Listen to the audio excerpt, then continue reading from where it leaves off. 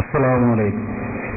എൻ്റെ പേര് നിസാം, ഭീമാപ്പള്ളി നിസാം എന്നറിയപ്പെടുവാൻ ആഗ്രഹിച്ചു, പക്ഷെ സാധിച്ചില്ല. എനിക്ക് ഒരു ചെറിയ ഒരു സംശയം എൻ്റെ മനസ്സിനകത്തുള്ളതായിരിക്കാം, അല്ലെങ്കിൽ ഈ വേദിയിലുള്ള പലരുടെയും മനസ്സിനകത്തുണ്ടായിരിക്കാം. പക്ഷെ ഞാൻ ഈ ചോദ്യം ചോദിക്കാൻ ഇറങ്ങിയപ്പോൾ തന്നെ ഇവിടെ പലരുടെയും മനസ്സിനകത്തൊരു ആശയക്കുഴപ്പമുണ്ടായി. ഞാൻ ഏത് സംഘടനയിൽപ്പെട്ടവനാണോ? എനിക്കതിന് ഒരു പ്രശ്നമില്ല. കാരണം എൻ്റെ മാതാപിതാക്കൾ ഏത് പഠിപ്പിച്ചുവോ അത് തന്നെയാണ് ഞാൻ ഇന്നും നിലനിർത്തിപ്പോകുന്നു. മാതാപിതാ ദൈവം ഗുരു എന്നൊക്കെ പറയുന്നത് പോലെ എൻ്റെ മാതാപിതാക്കൾ മാത്രം പഠിപ്പിച്ചത് മാത്രമേ ഞാൻ ഇന്നും പുലനിർത്തിക്കൊണ്ടുപോകുന്നത്. എനിക്ക് ഉസ്താദിനോട് ചോദിക്കാനുള്ള ഒരു ചെറിയ സംശയം മാത്രം. കുറച്ചു നേരത്തിനു മുമ്പ് ഇവിടെ പ്രസംഗിച്ച ഒരു ഉസ്താദ് പറഞ്ഞതുപോലെ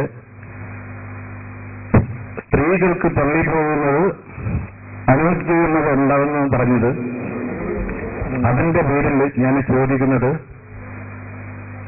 മതപ്രസംഗം നടത്തുന്ന സ്ഥലത്ത് സദസ്സിലേക്ക് സ്ത്രീകൾ പോകുന്നത് ശരിയാണോ എന്നതാണ് എന്റെ ചോദ്യം.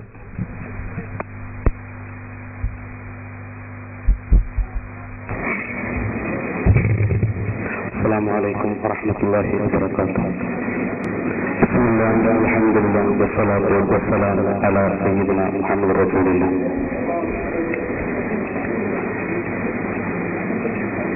സഹോദരങ്ങളെ, ചോദിച്ച ചോദ്യം എല്ലാവരും ശ്രദ്ധിച്ചു.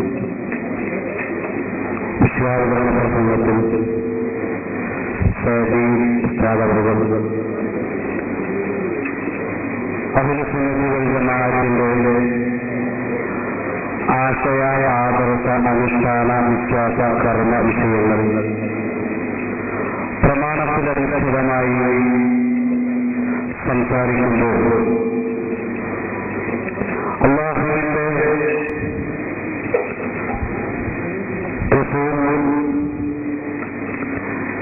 നിർദ്ദേശിച്ചിട്ടില്ലാത്തതും പല ആളുകളും വളരെ ഉത്സാഹത്തോടുകൂടെ നടത്തിവരുന്നതുമായ സ്ത്രീകളെ പള്ളിയിലേക്ക് ജുമുഅ ജമാഅത്തുകളിൽ പങ്കെടുക്കുവാൻ വേണ്ടി പറഞ്ഞേക്കണമെന്നും അവരെ അങ്ങോട്ട് വിട്ടുകൊണ്ട് അവരുടെ പള്ളികളിലുള്ള ആരാധനാ സ്വാതന്ത്ര്യങ്ങൾ ഒരിക്കലും ഹനിക്കാൻ പാടില്ല എന്നും പറഞ്ഞ് സ്ത്രീകളെ നിങ്ങൾ പള്ളിയിലേക്ക് പോകുക എന്നുള്ള ചില നിർദ്ദേശവുമായി ചില കക്ഷികൾ രംഗപ്രവേശനം നടത്തുമ്പോൾ ഹബീബായ നിമിഷങ്ങൾ പറഞ്ഞു, നിങ്ങൾക്ക് നിങ്ങളുടെ വീടാണ് ഉത്തമം എന്ന് ഒരുപാട് നിരവധി അനവധി ഹദീസുകളും പ്രതിപാദിച്ചതനുസരിച്ച് വിഷയാവതരണത്തിൽ പറയുകയുണ്ടായി, സ്ത്രീകൾക്ക് ഒരിക്കലും പള്ളിയിൽ പോകാൻ പാടില്ല.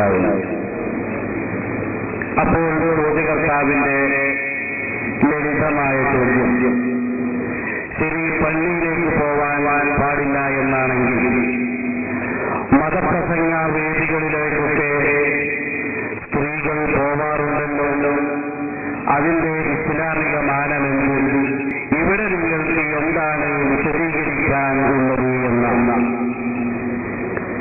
നമുക്കറിയാം, ഇസ്ലാമികമായ ഒരു കാര്യം നമുക്ക് പറയണമെങ്കിൽ, അനുഷ്ഠിക്കണമെങ്കിൽ, വിശ്വസിക്കണമെങ്കിൽ ഹബീബായ നിമിഷങ്ങളും നൂറ്റാണ്ടിൽ കഴിഞ്ഞുപോയ അവിടെ നിന്ന് കൈമാറി വന്നതായ ആശയ ആദർശത്തിൽ ഉള്ള വിഷയമായിരിക്കണം. സ്ത്രീകളെ പള്ളിയിലേക്ക് പോവുക എന്നത്, സ്ത്രീകളെ പള്ളിയെ തൊട്ട് നിരുത്സാഹപ്പെടുത്തുക എന്നത് അത് ഉത്തമ നൂറ്റാണ്ടുകാലം മുതലുള്ളതാണെങ്കിലും പള്ളിയിൽ പോവുക എന്നുള്ളത് അതിനുള്ള നിർദ്ദേശം ഖുർആനിലോ സുന്നത്തിലോ കാണുകയുമില്ല. നേരത്തെ പ്രമാണ സഹിതം അത് വിശദീകരിച്ചിട്ടുണ്ടാവാം.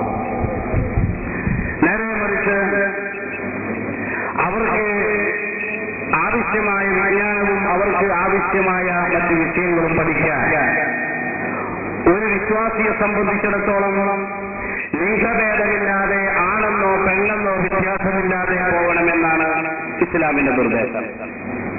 അല്ലാമ തബറാനി റഹ്മത്തുള്ളാഹി അലൈഹിയും മറ്റു പണ്ഡിതന്മാരായ മുഹദ്ദിസുകളായ ആളുകളും ഉദ്ധരിച്ച ഹദീസുകളിൽ കാണാം, തലബുൽ ഇൽമി ഫരീള.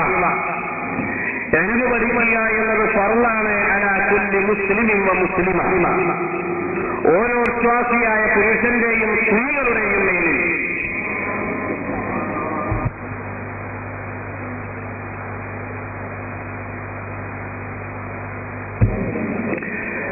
സ്ത്രീകളായ ആളുകളുടെ മേലിലും പുരുഷന്മാരുടെ മേലിലുമൊക്കെ വിജ്ഞാനം പഠിക്കുക എന്നുള്ളത് നിർബന്ധമാണ്.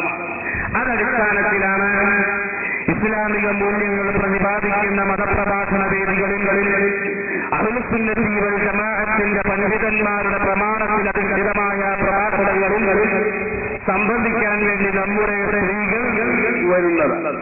അത് ഇസ്ലാം നിർദ്ദേശിച്ച കാര്യമാണെന്ന് മാത്രമല്ല, കഠായമായും അനുഷ്ഠിക്കേണ്ട വിഷയവുമാണ്.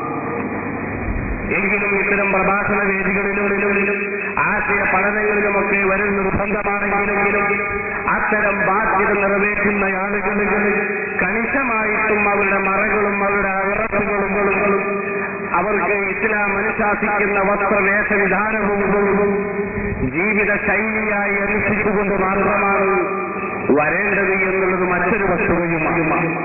ഏതായിരുന്നാലും മതപ്രഭാഷണ പരമ്പരകളിലും വൈജ്ഞാനിക സദസ്സുകളിലും വനിതാ സാന്നിധ്യം എന്നത് ഇസ്ലാം നിർദ്ദേശിച്ചതും കൽപ്പിച്ചതുമാണ്.